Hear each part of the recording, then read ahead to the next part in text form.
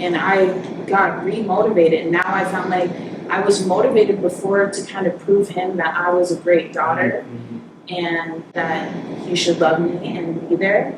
But now I do everything for me, and I will no longer ever do anything to get approval from other people. All money, all money. Yeah. It's amazing to be alive when want you to die. Mad at every check you deposit. I see it all in their eyes. I'ma stunt harder, I'ma shop more. Black bellboy, Persian rugs at the door. Giving jobs, living like the mob. A scotch and a soda, Anastasia.com. People talking about me, say I got a body. Or are they mad at me that the house got a lobby? Big 4/5 spliff at the boat slip. Tiptoeing through the city, Alvin Ailey with a...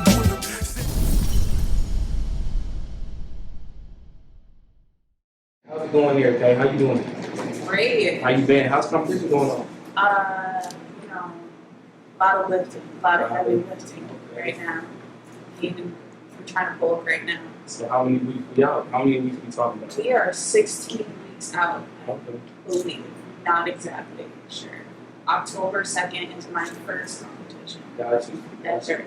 I seen you a couple weeks ago, about a month maybe, you were at a competition with your buddy. How was that for you, like emotionally, like taking it all in? Because you never did a competition, correct? Yeah, never. Okay. Never. So, completely new into the bodybuilding industry. And I'm going to be completely honest, I didn't even know he was that good. I didn't know he was that good. So I was like, okay, he'll probably do good. And then he went on stage and he absolutely killed it. And he ended up qualifying for Olympia, which is 25 top competitors in the world go to that. So that was dope to see. And I was like, damn, I want to do that one day. So it was super motivating. I got to see my division in the bodybuilding as well. So it just was super motivating for me. I got even more excited because working out and lifting is a passion of mine, and I get to try to be the best version of myself in that, doing bodybuilding. So with saying that, are you really somebody that, I preach on mine and I pride in mind about being like internally motivated? Are you somebody that it don't got to take a lot to get going, or you led by others to get you going in the gym? Not only in the gym, but when you're training your clients, are you really somebody that's internally got it built inside you? Yes, I'm definitely internally motivated. I'm super competitive, not even just with other people, with myself. I always try to be better than I was the day before. So as long as I get better in some type of aspect, I know I get knocked down sometimes, but like just even if it's like a mental strength thing, that's my goal for each day. Yeah. So, before we get into how Transcend Body and Mind came to be, we got to rewind the clock. And I was doing my research, did see your about page and everything.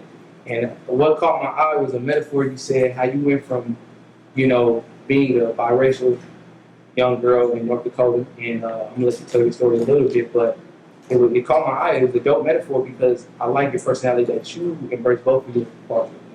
That's something big that we have to be aware of in our community, especially here in the Twin Cities, with our city. We're gonna get to that, but how fragile everything is right now with a lot of racial injustice, a lot of things going on. But you said it was funny that caught my eye that you went from wearing Timberlands one day to cowgirl boots, and then listen to Kenny Chesney to listen to Usher. And so I want you to talk about a little bit about your upbringing, coming from North Dakota and making that transition to Minnesota, and how that was Sure.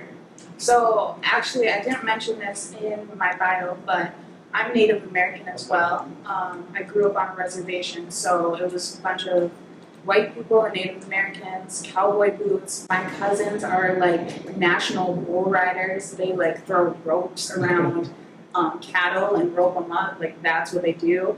I don't understand that, but I applaud to them. For sure. So I was never around black people growing up. Never. Where I got my culture from, on the black side, was watching BET, literally, and watching Kobe Bryant. Kobe Bryant was my favorite player. I was like, damn, where are those at? Like, he was my motivation. That's where I got my competitiveness, all that. But I didn't meet Black people until I was a sophomore year in high school, and my sister was in college by then. So I would go to college parties and there was Black athletes. And I was like, oh my gosh. Like, I felt like it was like, I met my people. And I was so like, I don't know how to explain it, but it was like, it felt like I was starting to find myself. And then when I got to college, I started dating a Black athlete. And I got to hang around like all his friends, and they were from all parts, like Florida, he's from Michigan, California, all that. And I was just like, I just listened to all their stories, and I was like, wow, like some came from like the rough parts, some came from good family, and like I just learned so much like from that experience of like, okay, a lot of them, most of them didn't have an easy life, and a much different life than I had in a very closed off state of North Dakota. We are so conservative. So that was my first like way of finding my Black culture. And then I finally graduated from college, and I was like, I need to get out. And I was like, the first good step was Minneapolis. So that's the closest to yeah. the closest to me. Yeah. That's crazy you say that, because I have a crazy contrast. Like, I come from North Minneapolis, so it's nothing but Black folks. We shoot maybe 1-2% of the whole state in one area. You know, you got Southside, but growing up, it was just Hmong and Black in the Northside community. Then I go get shipped out to Edina. You know, my parents put me out there.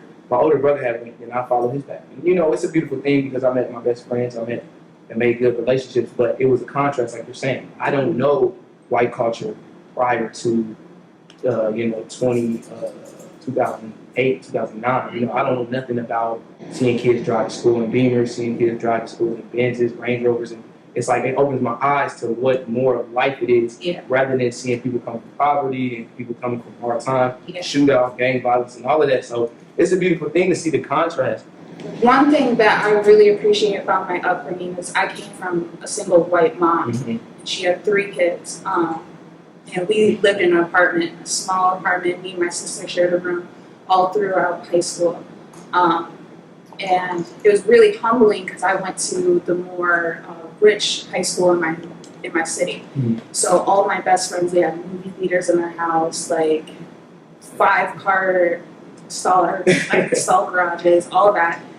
So like I would be embarrassed that sometimes, like, if they wanted to come over, because I would always dress nice, so everyone thought I was wealthy, but I was like, no. You gotta fake it till you make it. And then finally, one day I was like, all right, I'll let them come over. And they're like, oh, this is cool. This is kind of like a hotel. And I was like, yeah, that's exactly what it's like. But it was weird, because it's like I was sitting at the table, but I didn't have the food in front of me. But I could see what everyone else was doing. So every time I went over to my friend's house, I would pay attention to their parents. And I'm like, how did they get this way? How did they get this nice house? I would notice, like, I would ask them what they do, and I was like, middle school, high school, and they're like, why is she asking all these questions? But I was like, I want to live this life. I want my kids to live this life. I don't want to see them struggle like my mom is struggling to support us. Like, I was scared to ask for $20 to go on the athletic bus to go get food when we travel to play someone, because we always had to stop and get food. And I was like, oh, Mom, can I have $20 to buy food? So that was like my struggle. And she was never like really there at games because she was constantly working. So I was blessed to have amazing friends, and their moms understood my situation and they stepped in for me. So I have like some of my best friends, they'll always be my best friends because of like the way they supported me, and they would pick me up from school. Their parents would be my parent for parents' night at athletic games and stuff like that. So it was, I don't know. I was very blessed. Mhm. Like, I liked my circumstance. I wouldn't change it for the world because I got to see, like, both aspects. I got to struggle, but I also got to see what it's like to be successful as well. And see, I like that because I'm a deep person, so I like to give you the deep thought of why we go through things we go through. So you never know at a young age, I went to adolescent, but, middle school age, high school, you don't really know why you're going through certain things. I had a second family like that, and to this day, I love them deeply. And they showed me things that I never knew that were possible. Or to the, coming from the Black community, we don't believe a lot because we don't know a lot. But people don't tell us, we ain't gonna find out on our own if we're not being told it. So it was a lot of things that it's about finance and budgeting and how to carry yourself. My character changed when I went out to see Dinah. It wasn't me being, that's one thing I don't like. It's, the term coon or the term this, that, and you're acting different. It was never that. I never had to deal with that. But I knew the balance of how to present myself as a man, as a Black man. And I still had a hood edge to me, but that didn't necessarily come out, in certain circumstances. So I know what you mean by that, man. But your mom definitely a warrior, especially to be raising 3 kids by herself. Yeah, sure. So fast forward now, I know you was definitely an athlete first, and I know you played. What sports did you play? Volleyball and basketball. Okay. So did you ever see yourself being? Did you have hoop dreams? Yes. Okay. Yes. I actually thought loving basketball was how my life was going to be. I actually signed to play basketball at South Dakota State, but I was only on a semi-scholarship. Okay. And then the University of North Dakota offered me a full academic scholarship, so my family told me to take the money instead of playing, going to college for free. You can't really beat that. So I sadly had to end my sport career before it even really started. That's another thing why I got into bodybuilding, because I miss competing. I'm such a competitor. So it's good to to release all that into something, a particular sport. Do you feel like you have sports trauma? I tell people always say PTSD, I say post-traumatic stress disorder too, because a lot of us, we have it, and we don't know how to deal with it. I mean, were you that involved in it at that time? Oh, yes, for sure. I was, I actually got asked to coach volleyball. I do now. Okay. But I didn't want to be around the sport because I thought I would be kind of, what's the word? Not mad, but envious that they were playing and I'm not still. So I had to look at myself internally and on how to get over that. But yeah, definitely, I thought that was where I was going to go in life, was something with sports. And it took a couple years to get over that. For sure. Yeah. That was like that with me. I mean, I just graduated 2 years ago, and now it's just I invested 7 years of my life. Shoot, before that, I loved football since I was 10. And so ever since I know put a pair of cleats on and put a helmet on, that's all I'm going to do. Thought to be Deion Sanders, Randy Moss, all of them. And you put a lot of work into it. I do a lot of mental work too, like the film, the recovery. So when you talk about lifting and everything, I definitely encourage my athletes too that I train to be making sure you're doing those outside things, because you really don't spend that much time in the gym that you think, compared to the rest and the nutrition. Yeah. Like that. So it's I valued all those things from a young age, and then you invest in money and time. It's damn, I could be doing something better than this, and I didn't even get the end reward that I wanted. So I definitely am getting healed from that. So that's why I kind of wanted to ask that. Talk a little bit about that. We'll spin into the business aspect of the process of getting your LLC. Congratulations to that too. Thank you. And you're doing things at 24. A lot of girls in general, and a lot of Black girls can't say. I'm going to pull up a statistic for you real quick that I just got. In the Black population, Black women make up only 1.41 of Black businesses in the U.S. 1.41. Black women only have that many businesses out of 328 million people in the U.S. So, you doing what you're doing at 24, how does that really, is it a day-to-day process? Is it do you get moments where you're okay, I got to get up off my high horse, I got to relax, stay humble, and is there days where the pressure is just because for me, doing what I'm doing, it's kind of ease too, because we're going to get into that too, but See, you got we both got some following on Instagram, but you definitely got more of a popularity around the city. People know you more for what you do. And so what comes with that is pressure, you know? How do you really control all those emotional factors? So I'm gonna keep it real. People know me from the city because of I used to be out a lot. I used to party. I mean, I just graduated like 2 years ago. I had to completely transform my image. I always worked out. I was always working out when I partied back then. So, yeah, but people didn't know me like as fitness, and then when they saw me start my business, they're like, "Whoa, what?" And I was kind of offended. I was like, "I've been doing this. You didn't know this?" So I feel like I am just getting started, so I feel like I'm confident in myself, and I know that I'm going to do great things. But I feel like I'm always humble because there's always progress to be made.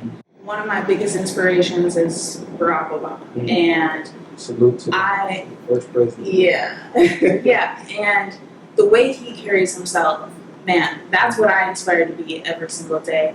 And I truly believe that you are no better than anyone sitting next to you. I don't care where you came from, what you achieved in life. It's human and human. Like, so I always stick to that. With the struggles, I used to, when something bad happened, I used to take it hard. Like, I thought it was the end of the world. But I learned, usually it's a roller coaster. Every time there's a really bad low, there's usually a really big high around the corner. So I actually look forward to when bad things happen, because I know something good is going to happen. As long as I keep on being true and keep on being good and keep on trying to help others around me, something good is going to happen. When you started off the business, it wasn't Transcend, what was it? It was Burfit. Okay. Yeah. So what was the name? Where did the name change? So Burfit, it just fit under the fitness. And right away I was like, no, I want to be mental health as well. So I needed something to represent both. And it took me a minute to find a name. And I was reading books, I would read it in the dictionary. And then finally, a book I was reading, The Untethered Soul, Transcend, kept on coming up. And I was like, I like this. I looked up the definition, and it was to raise above a boundary, something. This isn't the complete definition, but to go beyond a certain boundary. And that's exactly what I represent and what I try to show other people. We try to limit ourselves. We try to put a ceiling on what we're capable of. And I try to show people how they can actually do so much more than what they think they can do. So I just thought that was a perfect name, Transcend. And I had to add the body and mind so people understood it was both, like the body and the mind work together. It's just as important, the mind and the body. I wanted to get to this one because this one, this is some deep. This is now we're gonna get to some deep stuff. So this is a touchy one, but I know we talked about this, and when we first contacted each other, I shared the story with you, and when I seen this, I was like, relatable trauma isn't always like something to talk about, but we were open to talk about this, especially where I'm at now, my grievance with it, but your dad passing away. Send my condolences to you and your family. Thank you. And, we want to share a little bit about either, what your dad was to you. Or... So, my dad, I've only met him about 2-3 times in my life. He would always text or send cards on my birthday. I never really completely knew him, but in my mind, I had this thought deep down. I really had a soul search to come to this conclusion. I always thought that I had time to be successful, and then we would create this great bond. And then I was actually in Miami for my 24th birthday this year in January, and he passed away the day after my birthday. And I was still in Miami. At first, it hit me kinda like I was in shock, and I decided to get lit the rest of the weekend just to get my mind off of it. It didn't really hit me fully until I got home, and I completely broke down. And I would say I had like a 3-day grievance of him to myself. I isolated for 3 days. And I really had to ask myself questions. I really had to ask myself, why? Why am I sad? Why did I want to have a relationship with him? All of that.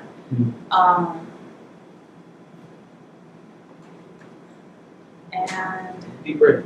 Hey, take a deep breath. I obviously wish that event never happened, but it truly taught me a lot of things about other relationships in my life. And I feel like a flip switched. I don't party anymore. Also, I disconnect with anyone that doesn't respect me or value me for who I am because of that. It was like, life is too short. You can't keep around negative or people that don't value you. So that was like, I completely cleansed my social group of people that I like to think I weeded out the ones that didn't truly value me. And I got re-motivated. And now I found like I was motivated before to kind of prove him that I was a great daughter and that he should love me and be there. But now I do everything for me, and I will no longer ever do anything to get approval from other people.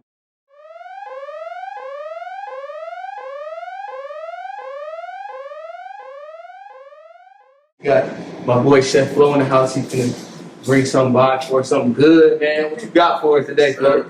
Tacos. Yes, So sir. you said you like seafood. So you like tacos. My two favorite things. Got some seafood tacos for y'all. So Straight Flo, up the salmon. so Flo, man, introduce yourself, man. Who is Chef Flo, man? Where you from? I'm from Brooklyn Park, Minnesota. I'm from my family's from Liberia, West Africa. Okay. So I've been in Minnesota all my life. Yeah, just been out here in Minneapolis trying to make stuff happen. All right, man. So what usually what's the style? What's your style? I switch it up, man. So like I said, I was from West Africa. My mom cooked a lot. She always, cooked for parties, African food. So I grew up on a bunch of African food, our greens, rice, different meats. So I didn't really eat too much tacos and all that growing up. So when I was exposed to it, I was like, yeah, I gotta keep eating these, the pastas, mac and cheese. So I just started experimenting. I was Cajun cream dipper sauce for you. Put your tacos in Dip there. it? Oh, Yeah, so we already messing Look, up. I just wanted to try. I wanted to try it real quick without it. got you. I understand.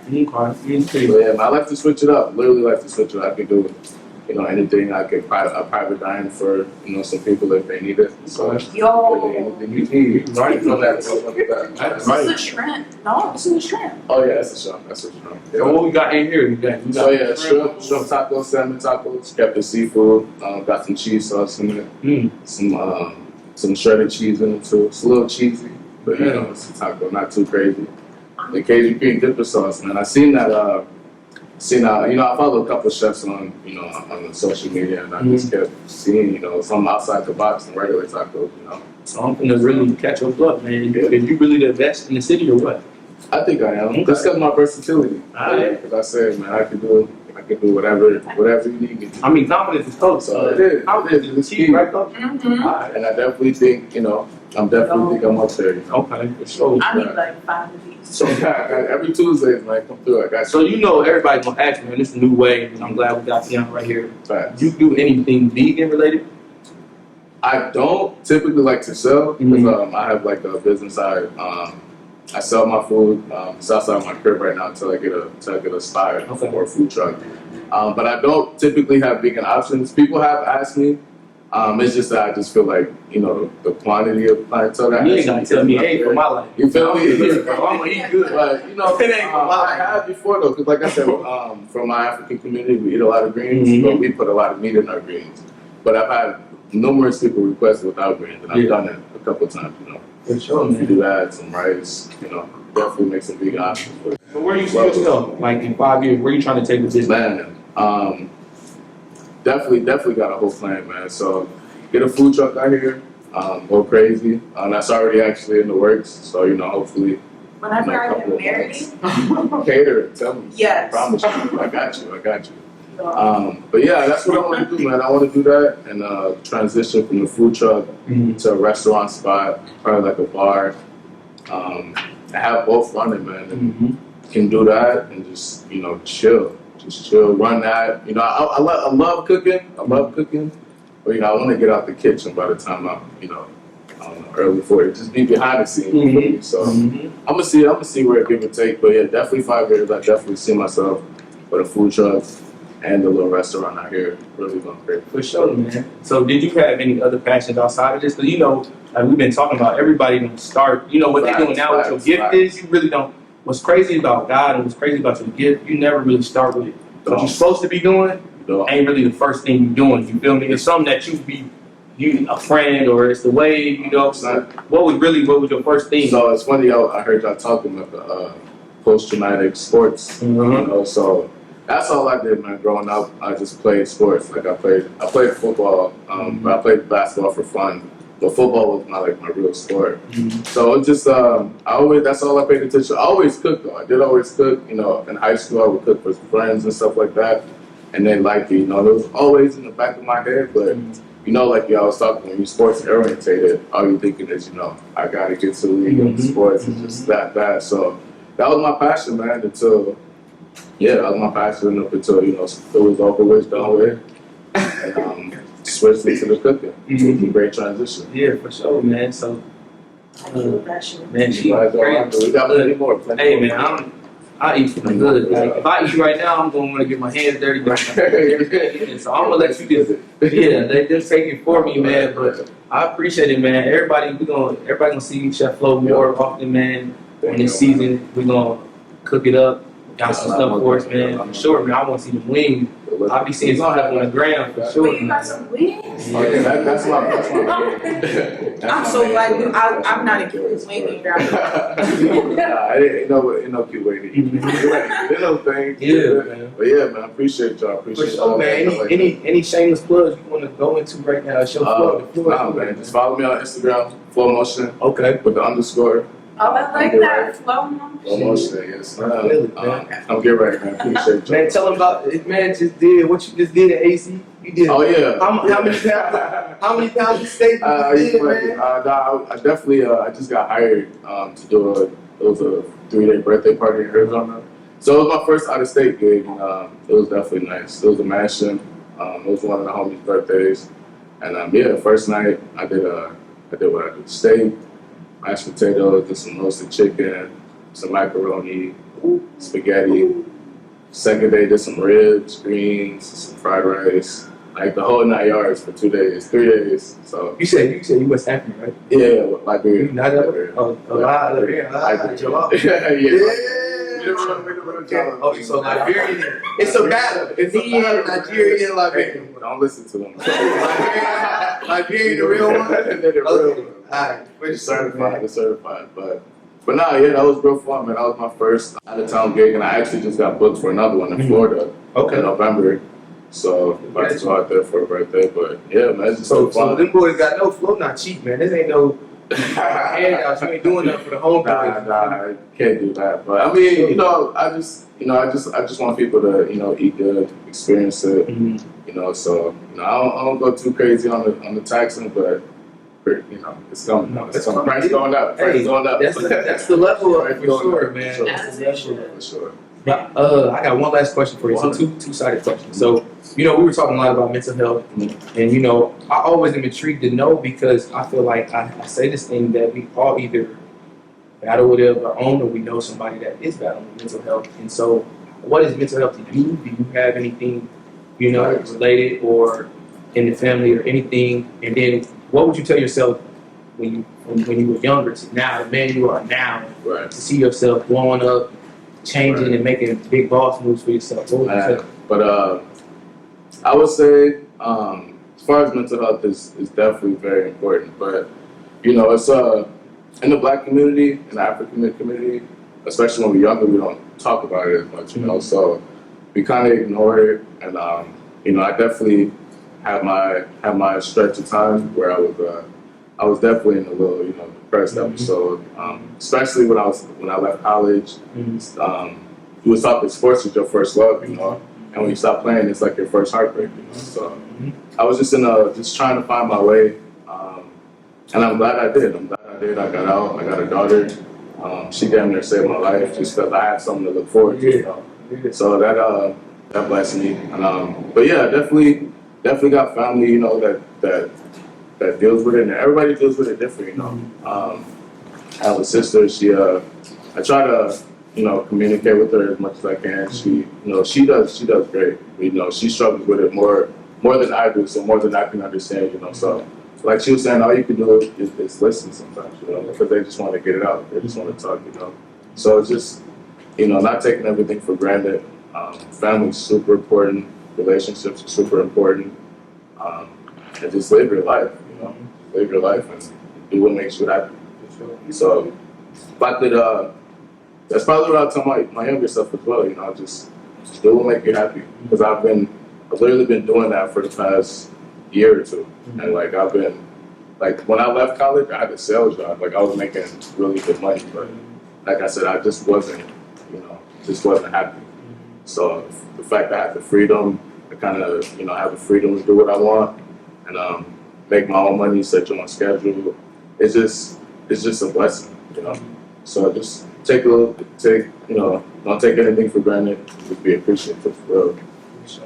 Hey, man, y'all check out Chef Flo. Appreciate you. You're certified chef #1, so yes, sir. you will always see my boy on my show. Always. Definitely day one for sure.